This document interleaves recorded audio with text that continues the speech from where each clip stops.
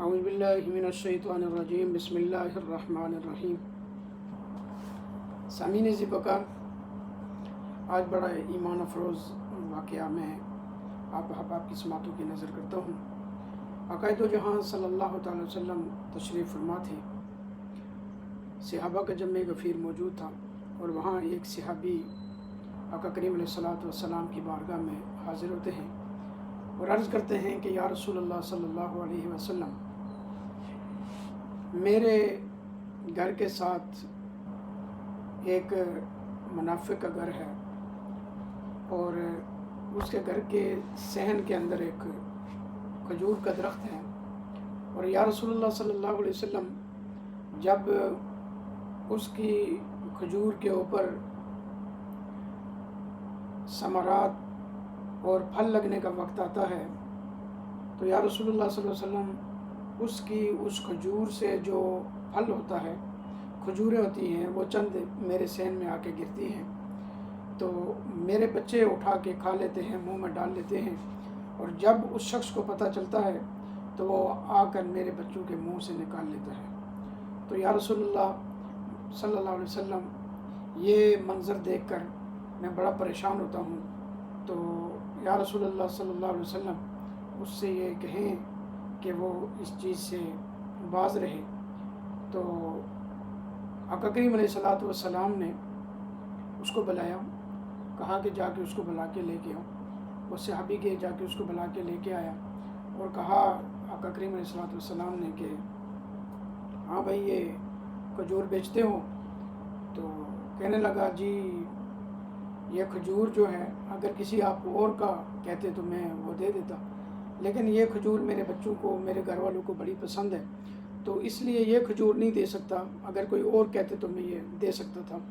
اصل بات تو یہ تھی کہ وہ منافق تھا۔ تو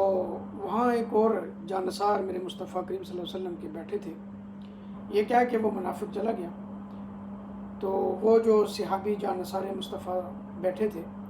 تو حضور صلی اللہ علیہ وسلم سے عرض کرنے لگے کہ یا رسول اللہ صلی اللہ علیہ وسلم، میں اگر اس کھجور کا سودا طے کر لوں تو آقا دو جہاں صلی اللہ علیہ وسلم نے فرمایا کہ تو اگر اس کے ساتھ سودا طے کر لے تو جس طرح میں نے اس کو کہا تھا کہ تو یہ کھجور مجھے دے دے اور میں جنت میں تجھے ایک کھجور لے کے دیتا ہوں، تو میں تجھے بھی یہ کہتا ہوں کہ اگر یہ تو لے لے تو جنت میں تجھے میں کھجور لے کے دے دوں گا۔ وہ صحابی اٹھے اور اس کے پیچھے پیچھے چلے گئے،